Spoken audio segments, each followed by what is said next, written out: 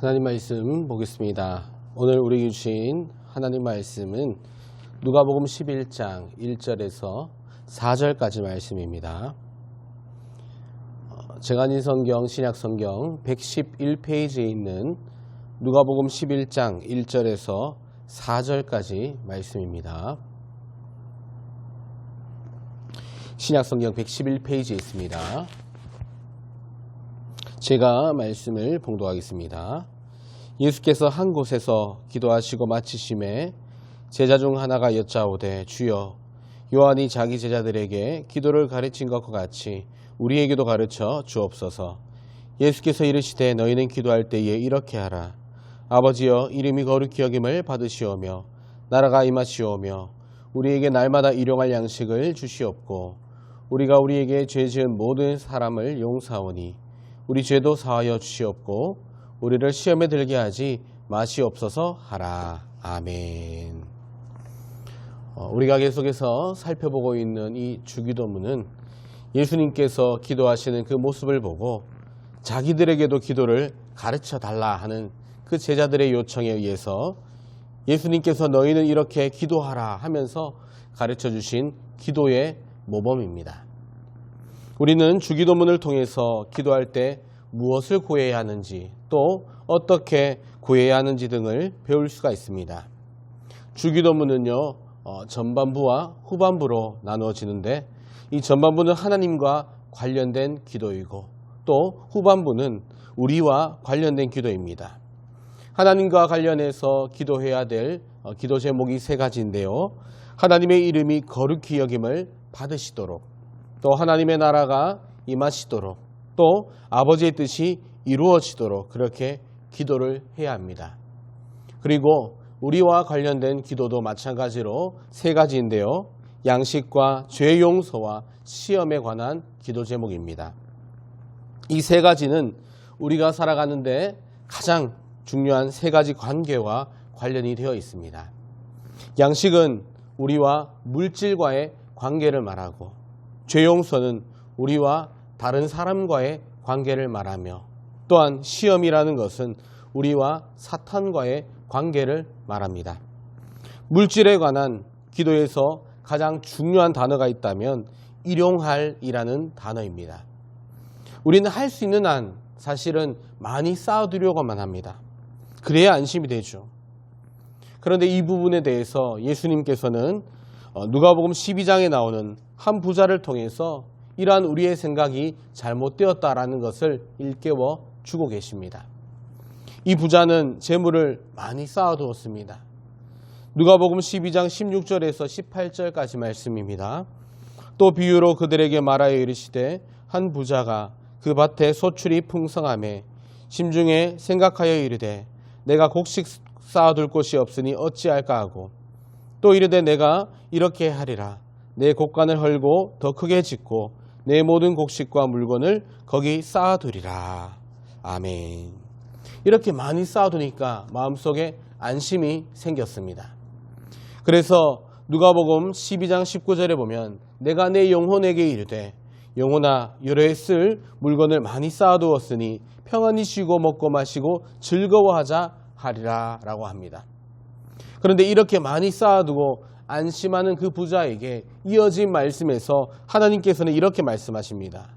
하나님은 이르시되 어리석은 자여 오늘 밤에 내 영혼을 도로 찾으리니 그러면 내 준비한 것이 누구의 것이 되겠느냐. 그런데 예수님께서 이러한 이야기를 하신 이유가 누가복음 12장 15절에 잘 나옵니다. 그들에게 이르시되 삼가 모든 탐심을 물리치라. 사람의 생명이 그 소유에 넉넉한 데 있지 아니하리라. 우리가 이처럼 물리쳐야 될 탐심은 쌓아두려고 하는 그 마음이라고 볼 수가 있습니다. 그렇게 쌓아두어야 안심할 수 있다라고 생각을 하는데 오늘 하나님께서는 사람의 생명이 그 소유에 넉넉한 데 있지 아니하다라고 말씀하고 계십니다. 그러면 어디에 있을까요? 소유의 넉넉함이 아니라 바로 믿음에 있습니다. 로마서 1장 17절에 보면 오직 의인은 믿음으로 말미암아 살리라. 이처럼 우리의 생명은 소유에 넉넉한 데 있는 것이 아니라 믿음에 있다라는 겁니다. 따라서 우리는 소유를 의지하는 것이 아니라 하나님을 의지하는 그 믿음으로 이 땅의 인생을 살아가야 합니다.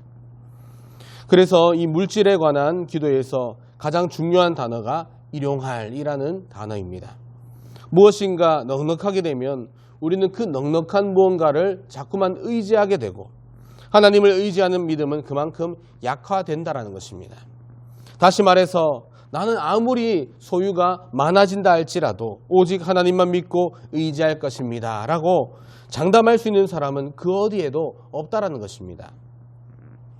이런 우리의 연약함에 대해서 그 누구보다도 잘 알고 계시는 우리 하나님께서는 처음 하나님의 백성이 된 이스라엘 백성들을 광야에서 이 만나라는 양식을 통해서 그들을 훈련시키셨습니다.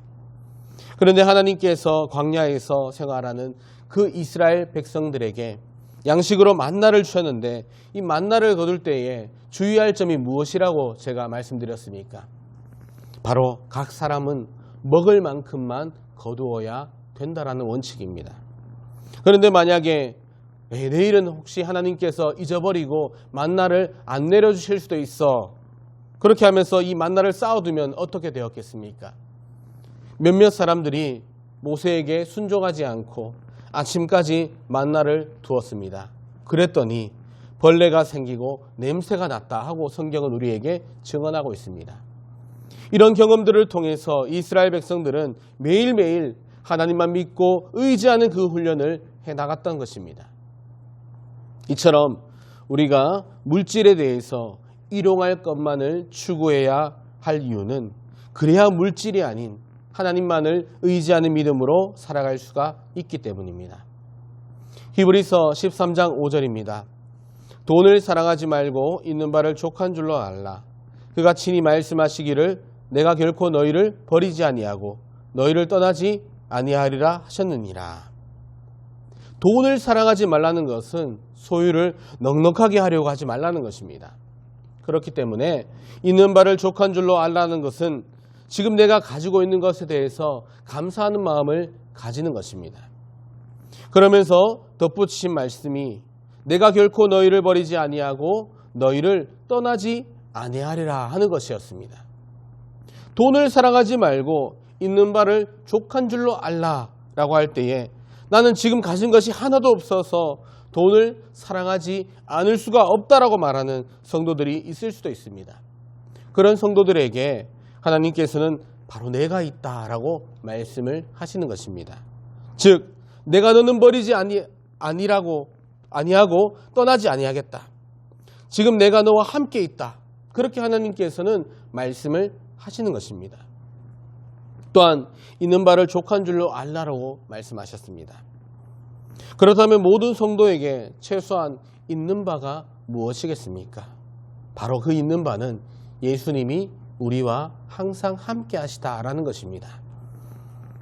나를 결코 버리지 아니하시고 결코 떠나지 않으시는 그 예수님이 지금 나와 함께 계시다라는 것입니다.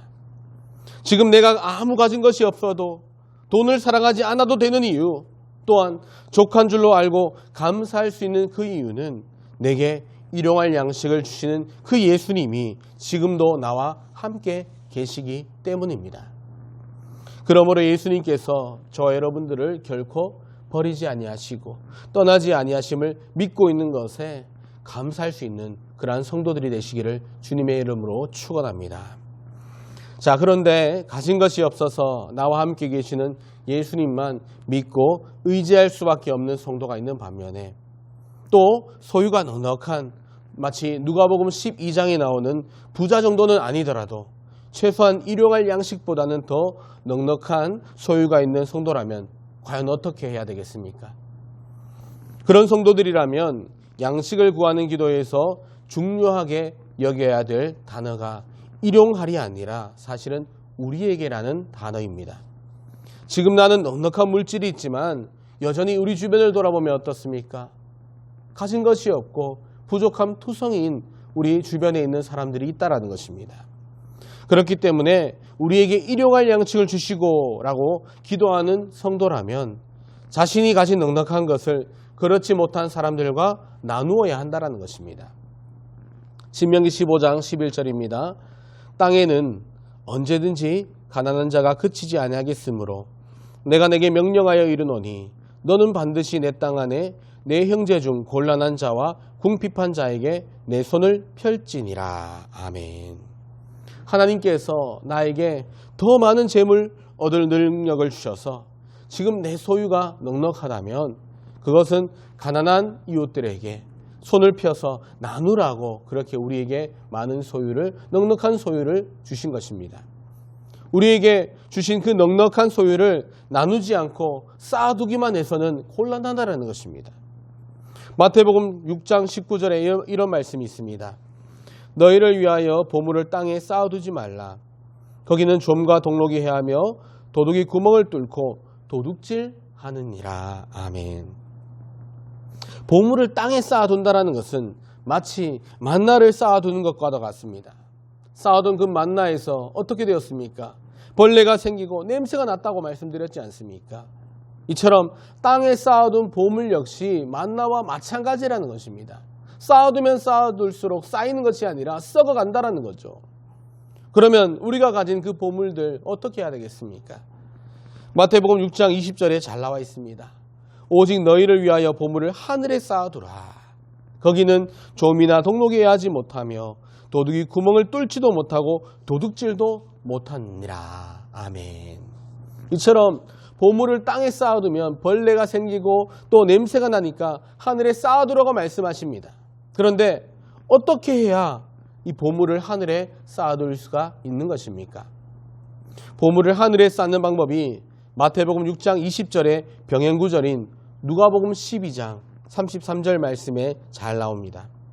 너희 소유를 팔아 구제하여 낡아지지 아니하는 배낭을 만들라. 곧 하늘에 둔 바 다함이 없는 보물이니 거기는 도둑도 가까이 하는 일이 없고 좀도 먹는 일이 없느니라.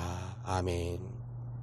보물을 하늘에 쌓아두는 방법이 무엇이라고 말합니까?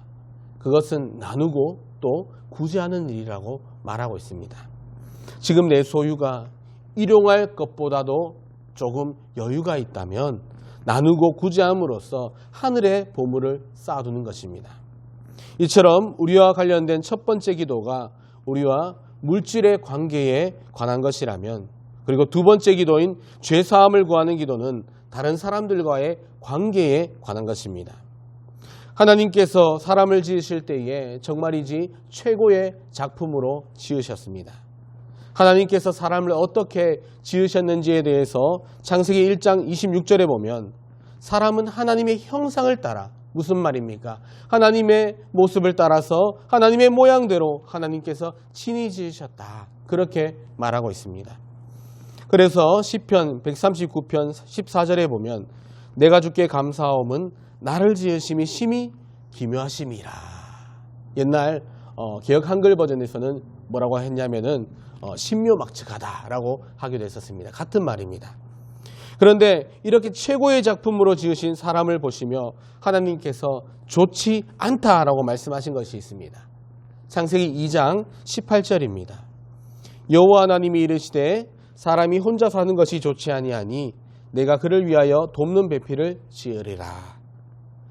하나님은 사람을 최고의 작품으로 만드셨는데 혼자 살도록 만드신 것이 아니라 더불어 함께 살도록 만드셨다라는 것입니다. 이렇게 이웃과 함께 살도록 지으셨기 때문에 하나님께서 사람에게 너희는 오직 하나님만 사랑하라 그렇게 말씀하신 것이 아니라 내 이웃을 내 자신과 같이 사랑해라 라고도 말씀을 하셨습니다. 그리고 내 이웃을 사랑하라는 것이 얼마나 중요한 계명인지 로마서 13장 9절과 10절에서는 이렇게 고백합니다. 간음하지 말라, 살인하지 말라, 도둑질하지 말라, 탐내지 말라 한 것과 그 외에 다른 계명이 있을지라도 내 이웃을 내 자신과 같이 사랑하라 하신 그 말씀 가운데 다 들었느니라. 사랑은 이웃에게 악을 행하지 아니하나니 그러므로 사랑은 율법의 완성이니라. 할렐루야. 다시 말해서 이웃을 사랑하는 것이 이 율법의 완성이 된다라는 것입니다. 이처럼 하나님께서 사람을 지으실 때에 다른 사람들과 더불어 살도록 지으셨기 때문에 결국 이 이웃을 사랑하는 것이 율법의 완성이자 온 율법을 이루는 것인데, 자, 그렇다면 이웃을 사랑하며 더불어 살아가는 것에 있어서 가장 중요한 것이 무엇이겠습니까? 우리가 이 살펴보고 있는 이 주기도문은 그것이 바로 서로 용서하는 것이다 라는 것을 우리에게 일려주고 있습니다. 우리는 결코 혼자 살 수가 없습니다.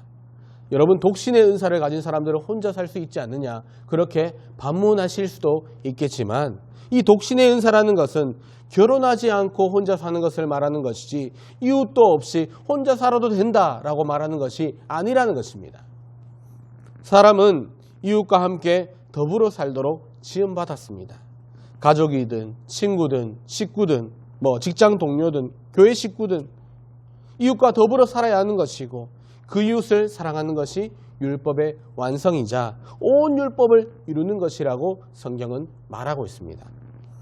그러기 위해서 가장 필요한 것이 있는데요, 바로 서로 용서하는 것입니다. 어떤 관계든 그 관계가 끊어지지 않고 오래 유지되는 비결이 있다면 서로 용서하는 관계입니다. 우리는 용서하지 않으면 함께 살아갈 수가 없습니다. 왜냐하면 모든 사람들이 다 죄인이기 때문입니다. 모든 사람이 죄인이라는 말이 무슨 의미입니까? 그것은 한마디로 모든 사람들에게 다 연약함이 있다는 겁니다. 이 연약함 때문에 서로 상처를 주고 받는 것입니다. 이렇게 주고받는 상처를 싸매지 않으면 그 상처는 언젠가 골마서 터질 것이고, 그 관계는 깨어지고 말 것입니다. 사랑하는 여러분, 서로 사랑한다는 것은 서로 주고받은 그 상처를 싸매어 주는 것입니다. 골로새서 3장 13절입니다. 누가 누구에게 불만이 있거든 서로 용납하여 피차 용서하되 주께서 너희를 용서하신 것 같이 너희도 그리하고. 아멘. 이렇게 서로 용서를 해야 되는데 어떻게 해야 서로 용서할 수 있겠습니까? 세 가지를 해야 됩니다. 첫째는 미안하다 하고 말하는 것입니다. 지난 시간에 인용한 말씀 중에서 누가복음 17장 4절 말씀을 보면, 만일 하루에 7번이라도 내게 죄를 짓고 7번 내게 돌아와 내가 회개하노라 하거든 너는 용서하라. 그렇게 고백합니다. 이처럼 회개해야 용서를 받을 수가 있습니다. 그러니까 미안하다라고 말해야 합니다. 그리고 두 번째 기억해야 될 것이 있습니다. 1만 달란트 빚진 종의 비유에서 이 종이 자기에게 고작 100데나리온 빚진 동료를 빚을 갚으라며 그 옥에 가둔 것에 대해서 나중에 왕이 책망했던 이유가 무엇입니까?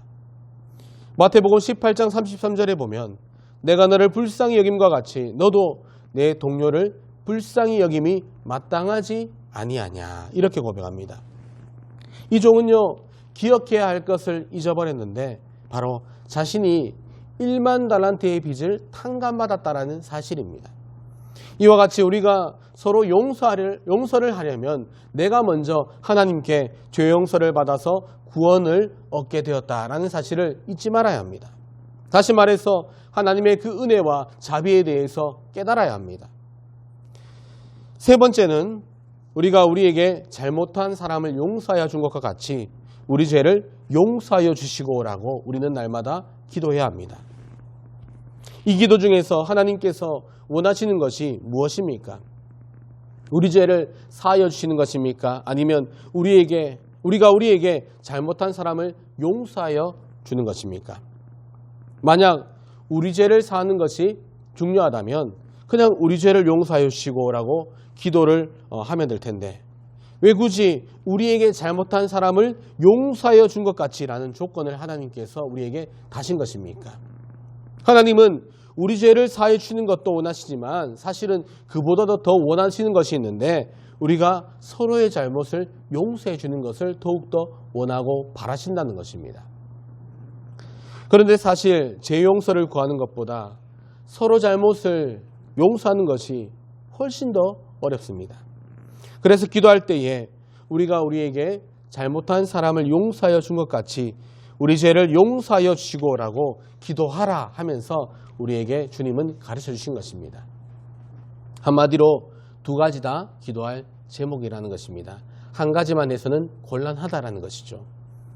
그러므로 우리에게 일용할 양식을 주시는 우리 하나님만 믿고 의지하며 보물을 하늘에 쌓아두기를 날마다 힘쓰시고 나아가 서로 용서하고 하나님께 죄 용서를 받기를 기도하시는 저 여러분 될 수 있기를 주님의 이름으로 간절히 축원합니다. 기도드리겠습니다. 거룩하신 하나님 아버지, 오늘 말씀을 통해서 우리가 물질에 대해 일용할 것만을 구해야 한다라고 말씀하셨습니다. 그래야 물질이 아닌 하나님만 의지하는 믿음으로 살 수 있기 때문인데 그런데 우리는 자꾸만 우리의 소유를 채워가려고만 합니다. 이러한 자꾸만 채우려고 하는 탐심을 이제는 버리게 하여 주시고 소유를 의지하지 말고 하나님을 의지하는 믿음으로 살아가도록 인도하여 주시옵소서. 나아가 우리 모든 죄인이기에 연약함을 지니고 있습니다. 그래서 서로의 잘못을 이해하고 용서해 줄 수 있는 믿음을 하나님 오늘 이 시간을 통하여 우리에게 허락하여 주옵소서. 감사를 드리며 살아계신 예수님의 이름으로 기도드리옵나이다. 아멘.